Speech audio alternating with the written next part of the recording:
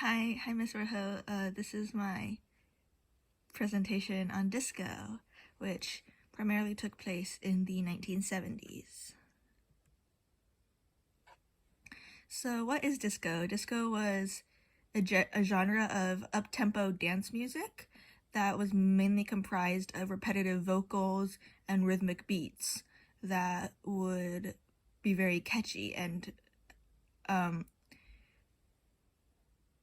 would often be played in clubs.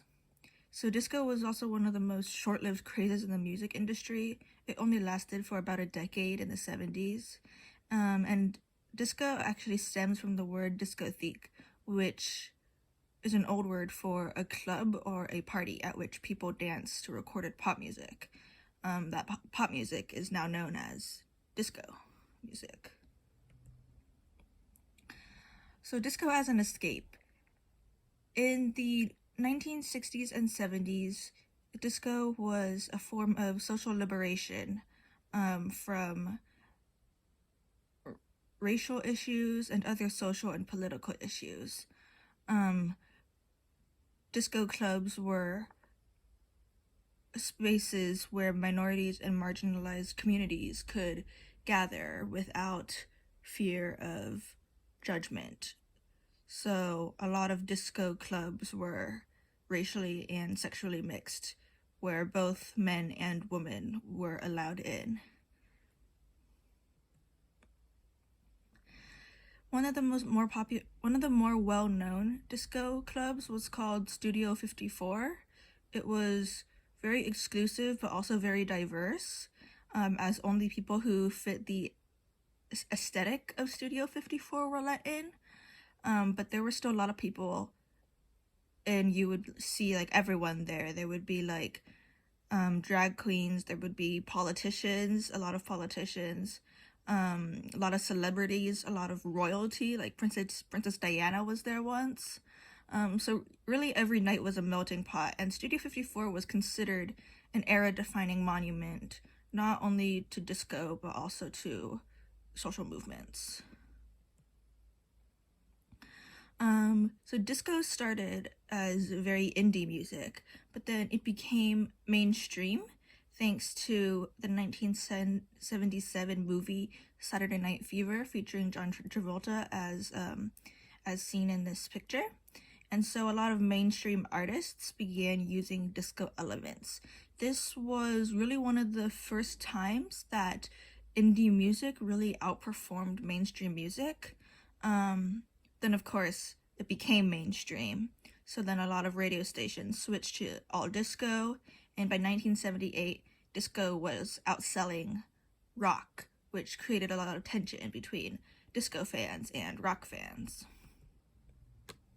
Some popular disco songs were I Feel Love by Donna Summer, Le Freak by Chic, and I Will Survive by Gloria Gaynor. So several things led to the decline of disco. The first one was that once it became mainstream, it became very commercialized, and despite the commercialization not being an accurate representation of disco, it became the representation that many people were familiar with. And so disco became known for being a very kind of garish and tacky genre of dance and of costumes. And people also resented what disco culture stood for, which was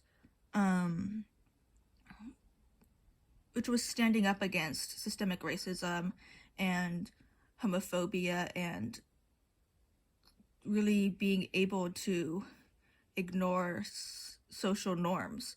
So then that also led to a lot of scapegoating, where minorities and marginalized communities, who were the main people who attended disco clubs, people started to blame them for like the society's problems and like the economy.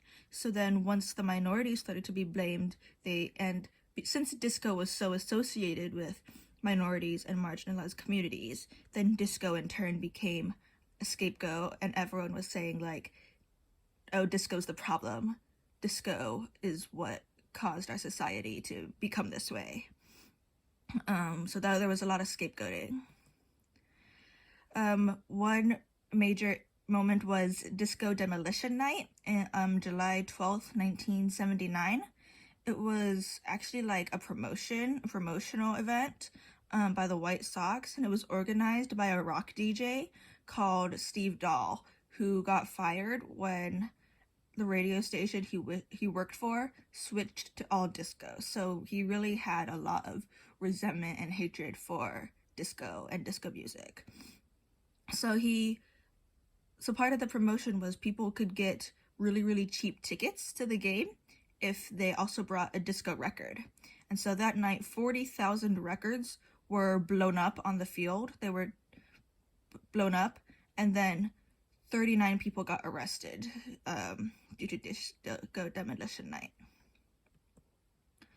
But despite that, the influence of disco still remains. Disco and disco music really helped advance music technology, such as sound systems and like especially the synthesizer.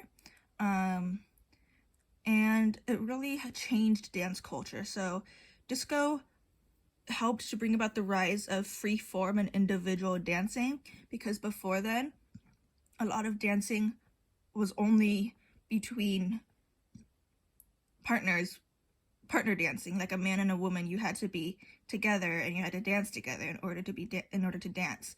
But disco helped bring about the rise of you can just dance by yourself. So that was really important. And also it really influenced house music, such as remixes, which are like very popular now, and also the phrase "four on the floor," which just means that a lot of songs have a beat of 4/4, and it's very like